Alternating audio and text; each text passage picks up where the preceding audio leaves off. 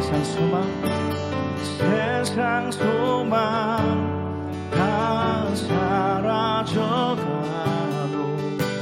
주의 사랑 끝이 없으니 살아가는 이 모든 순간이 주의 힘을 나는 믿네. 세상 소망 다 사라져가도 주의 사랑은 끝이 없으니 살아가는 이 모든 순간이 주의 힘을 나는 믿네. 주의 힘을 나는 믿네.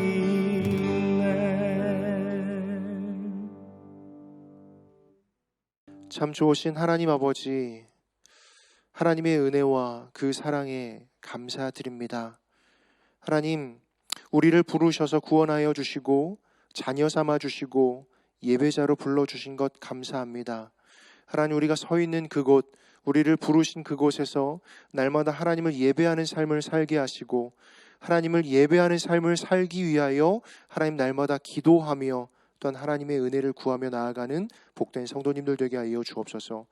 오늘 우리에게 주신 말씀을 성령 하나님께서 깨닫게 하시고 분별하게 하여 주시고 또한 그 말씀을 가지고 살아갈 수 있는 힘을 오늘 발견하며 깨닫게 하여 주옵소서.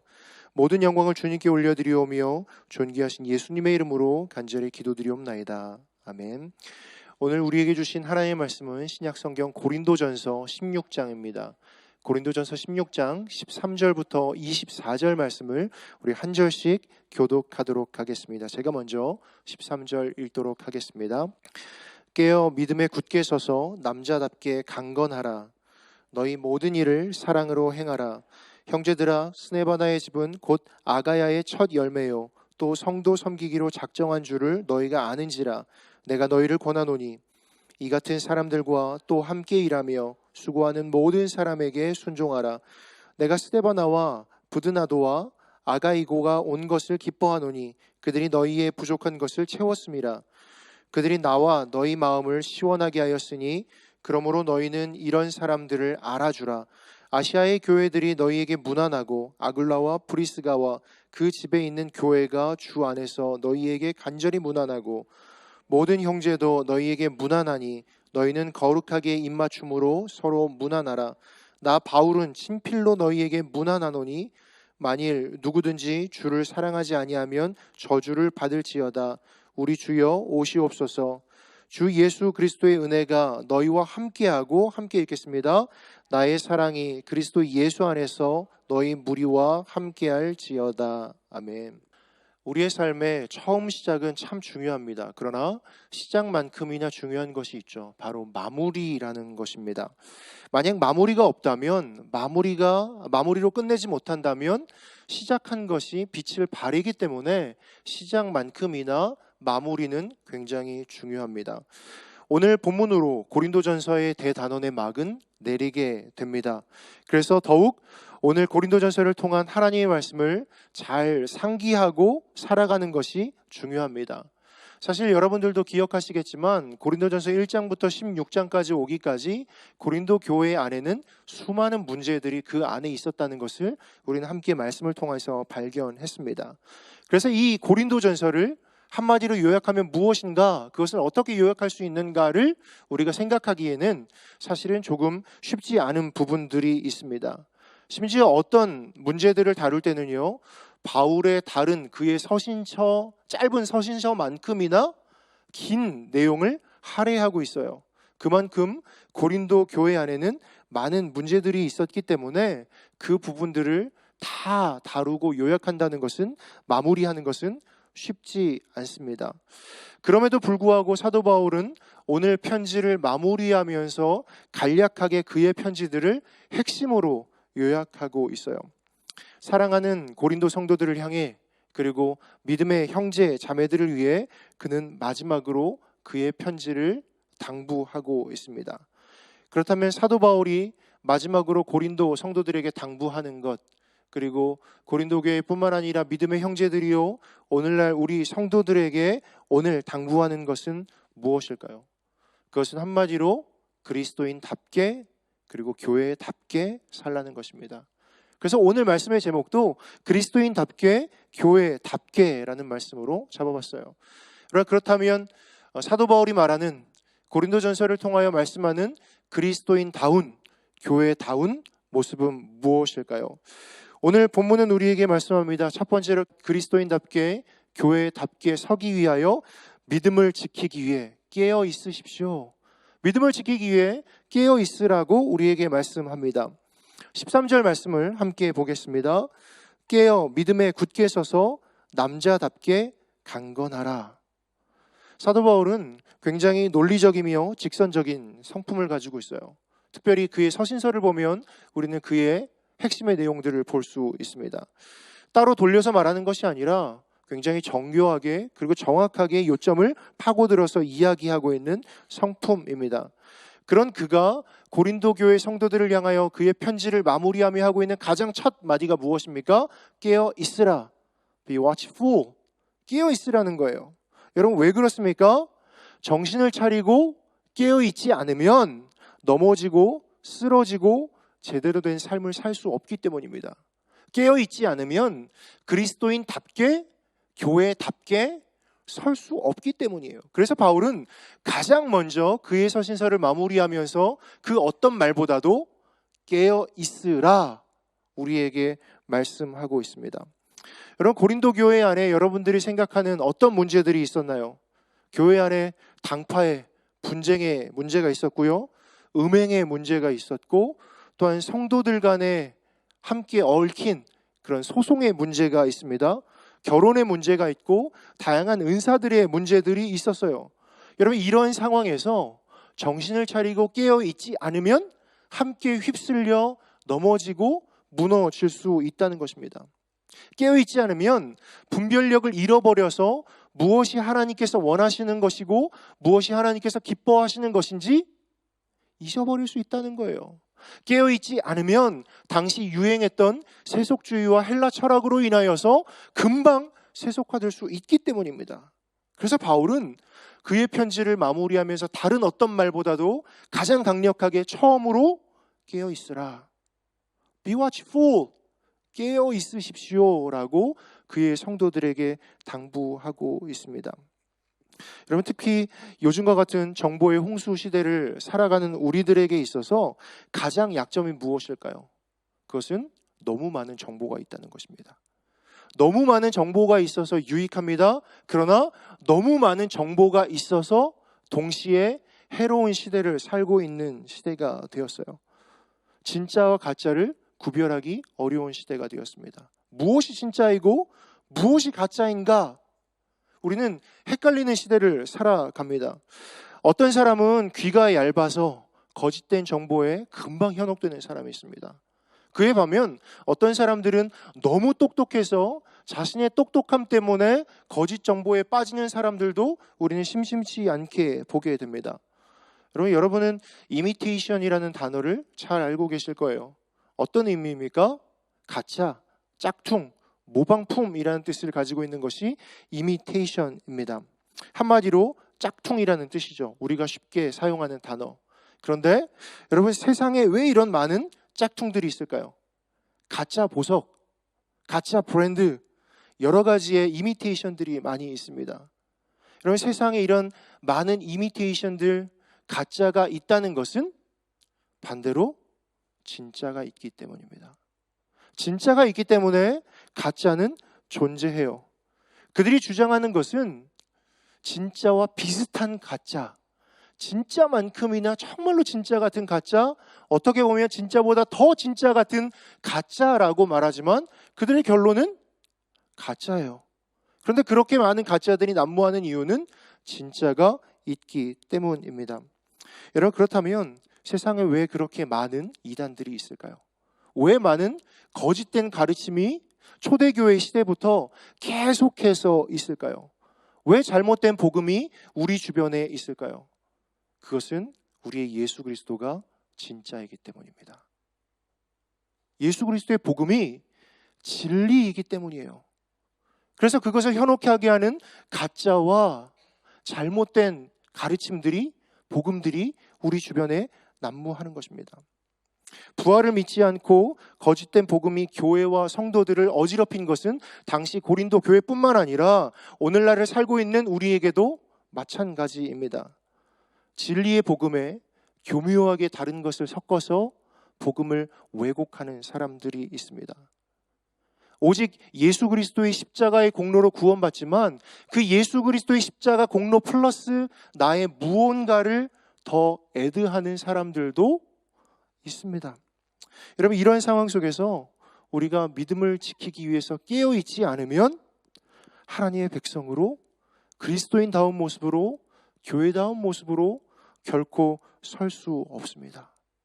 그리스도인답게, 교회답게 서려면 무엇보다 깨어 있어서 우리의 표대이신 예수 그리스도를 날마다 바라보아야 합니다. 여러분, 초등학교 시절에 한국에서 잘하신 분들이라면 아마 운동장에서 물주전자로 그림 몇 번 그려보셨을 거예요. 체육 시간에. 여러분, 체육 시간에 물주전자로 그림을 그릴 때 여러분 잘 그리셨나요? 아무리 내가 잘 그리려고 해도 돌아보면 그 라인이 삐뚤삐뚤 되어 있던 경험들이 아마 다 있으실 거예요. 내가 아무리 그것을 잘 그리려고 주전자를 두 손으로 잡고 열심히 그리려고 해도 그 라인은 비뚤어지게 되어 있습니다. 어떠한 지점을 바라보지 않으면. 먼 곳을 바라보고 그곳을 바라보고 그냥 주전자를 내리고 걸어가면 라인은 곧게 그려지지만 내 힘으로 내가 잘 그려보겠다는 의지로 노력한다면 여러분 그 노력은 곧 수포로 돌아가요. 여러분, 마찬가지로 우리의 믿음을 지킬 수 있는 것, 깨어서 날마다 진리이신 예수 그리스도를 바라보는 것, 그것밖에는 없습니다. 오늘 사도 바울의 가장 먼저 하는 권면, 고린도전서를 마무리하며 사랑하는 고린도 성도들과 교인들에게 그리고 우리들에게 하는 가장 첫 번째의 권면, 깨어 있으라는 이 말씀을 기억하십시오. 깨어 있으십시오. 깨어서 믿음을 지키십시오. 믿음을 지키기 위해 깨어 있으십시오. 깨어 있음을 통하여서 늘 날마다 깨어서 예수 그리스도를 바라봄을 통하여 그리스도인답게, 교회답게 함께 서갈 수 있는 사랑하는 모든 성도님들 되시길 높으신 예수님의 이름으로 축원합니다. 두 번째로 그리스도인답게 교회다운 모습을 위해 우리가 해야 할 것은 서로 존중하며 섬겨야 합니다. 그 점에 있어서 바울은 특별히 먼저 리더십의 권위를 존중하라라고 오늘 본문을 통해서 말하고 있어요. 15절, 16절 말씀을 함께 보겠습니다. 형제들아, 스데바나의 집은 곧 아가야의 첫 열매요 또 성도 섬기기로 작정한 줄을 너희가 아는지라. 내가 너희를 권하노니 이 같은 사람들과 또 함께 일하며 수고하는 모든 사람에게 순종하라. 여러분, 바울의 말대로 스데바나의 가정은 아가야 지역의 첫 번째 회심자였습니다. 이 스데바나의 가정이 첫 번째 회심자였어요. 스데바나 그를 비롯한 그의 식구들, 그리고 심지어 노예들까지 그에게 속한 모든 사람들이 바울을 통하여서 복음을 듣고 회심하게 되었습니다. 그래서 고린도전서 1장 16절 말씀해 보면 이렇게 기록되어 있어요. 내가 또한 스데바나의 집 사람에게 세례를 베풀었고 그 외에는 다른 누구에게 세례를 베풀었는지 알지 못하노라. 스데바나, 그리고 그의 식구들, 그리고 그의 집에 있는 일하는 일꾼들, 노예들까지도 바울에게 세례를 받았습니다. 그리고 나서 그들의 삶이 바뀌었어요. 세례를 받고 나서 예수 그리스도를 자신의 구주로 고백하고 나서 그들의 삶은 바뀌었습니다. 전적으로 세례를 받은 후 예수 그리스도를 증거하는 삶으로 그들의 삶은 바뀌어졌어요. 외국에서 오는 형제들, 그리고 아직 주를 영접하지 못한 형제들을 위해서 대접하고 전도하는 데 힘쓰는 삶을 그들은 살아갑니다. 그래서 이 가정은 그가 속한 교회의 자랑거리가 되었다라고 오늘 본문 우리에게 말씀하고 있습니다. 여러분, 당시 교회의 가정교회의 지도자로 선다는 것은요, 사회에 있어서도 어느 정도 위치가 있고 재력이 있다는 것을 보여주는 증거이기도 합니다. 보통은 그렇기 때문에 남들로부터 인정을 받고 남들의 섬김을 받는 위치에 있는 자들이에요. 그러나 스데바나의 가정은 오히려 예수 그리스도를 믿고 나서, 세례를 받고 나서 그와 그의 모든 가정은, 그의 식구들은 오히려 성도를 섬기고 교회를 교회답게 하고 복음을 전하고 섬기는 일에 헌신했다는 것을 우리에게 보여주고 있습니다. 그러나 그 당시에 고린도 교회의 모습은 어땠습니까? 지식과 은사를 앞세워서 비교의식에 의한 열등감, 그리고 교만함이 그 교회 안에 팽배했어요.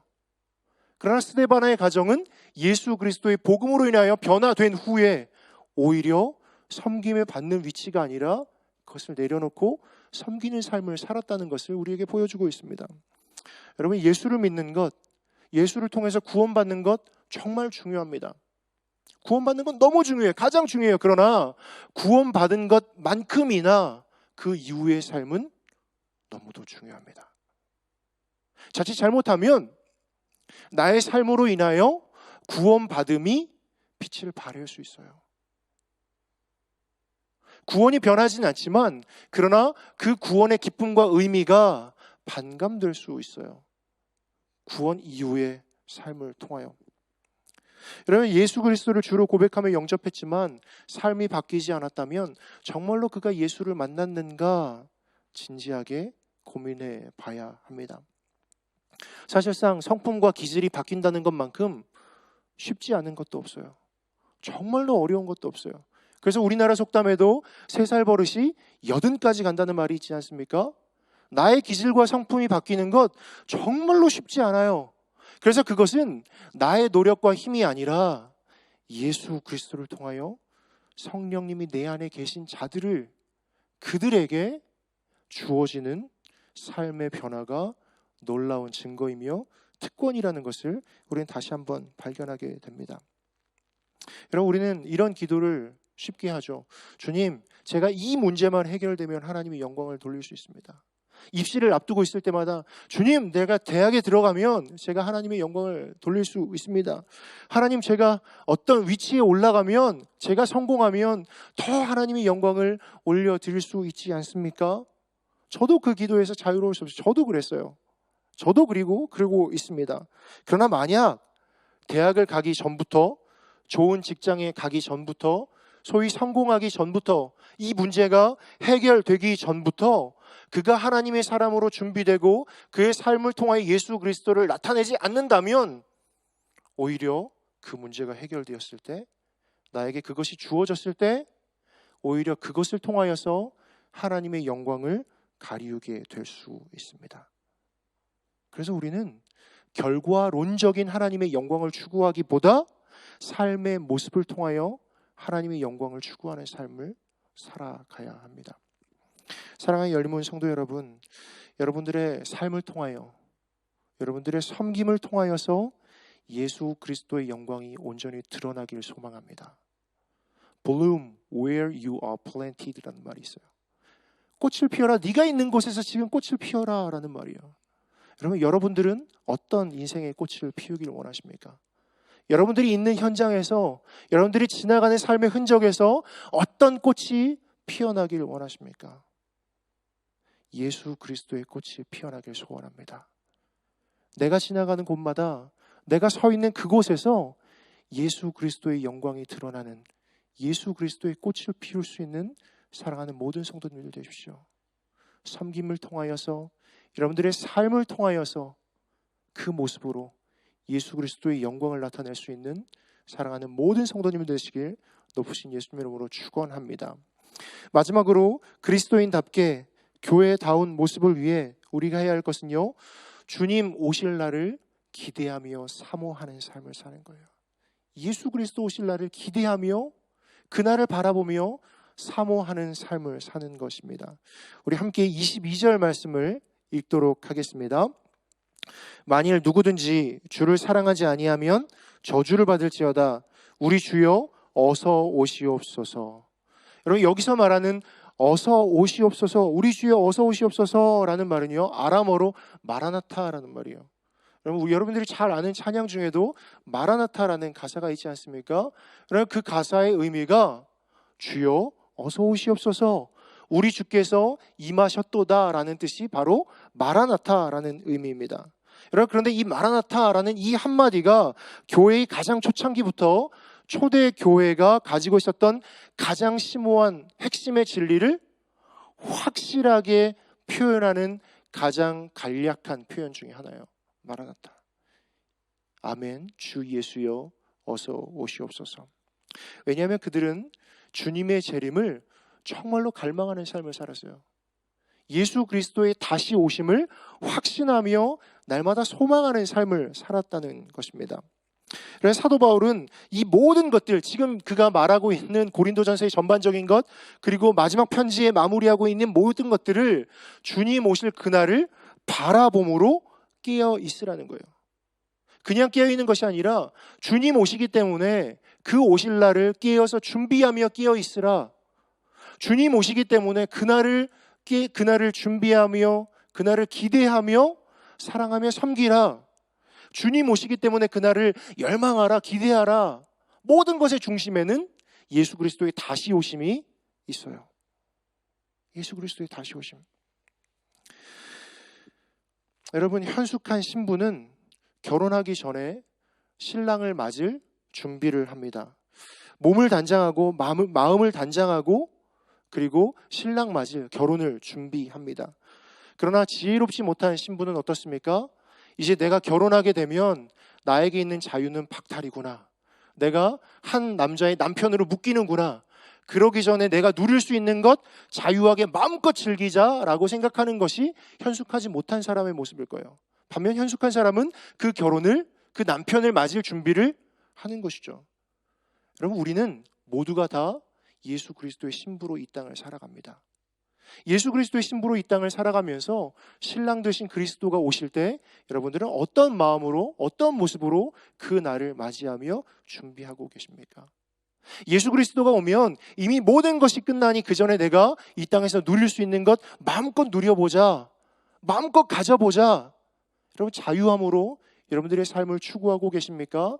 아니면 신랑 되신 예수 그리스도를 맞이하며 그 날을 손꼽아 기다리며 정결한 신부로 여러분들의 자신을 준비하며 살아가고 계십니까? 과연 나는 이 땅에서 예수 그리스도 다시 오실 날을 기대하고 있는가? 사모하고 있는가? 예수님이 다시 오시는 그날을 기다리는 것이 여러분들의 삶의 우선순위에서 몇 번째인가요? 다시 한번 생각해 볼 수 있는 이 시간 되기를 원합니다. 솔직히 이 시대를 살아가는 우리 그리스도인들에게도 예수 그리스도의 재림을 사모하며 살아가는 사람들보다 솔직히 내가 살아가는 동안은 예수님 안 오셨으면 좋겠다라고 생각하는 사람들이 많이 있는 것 같아요. 반면 주님 오시기를 정말로 원합니다라고 말씀하시는 분들도 현실적인 개인의 삶이 너무 힘들어서 그냥 고통스러워서 빨리 이 생활이 끝났으면 좋겠다라는 정도의 주님 오셨으면 좋겠습니다라는 푸념일 때가 많은 것 같습니다.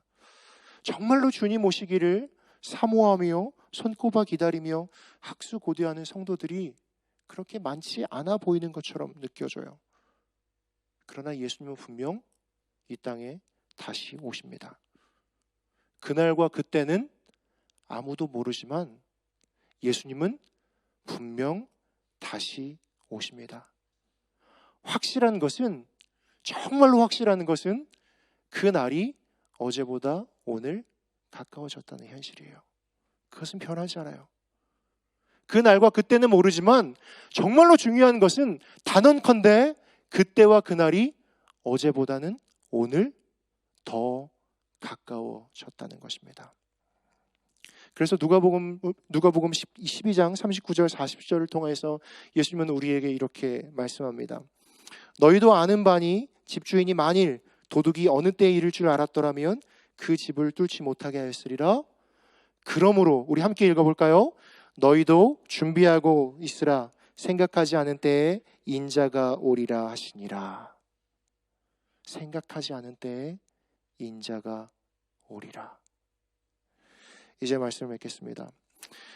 사도 바울은 고린도 성도들과 우리를 향하여 항상 깨어 있어 믿음을 지키고 서로 존중하고 섬김으로 사랑하기를 주님 오실 그날까지 깨어서 계속해서 그러한 삶을 살라고 우리에게 말씀합니다.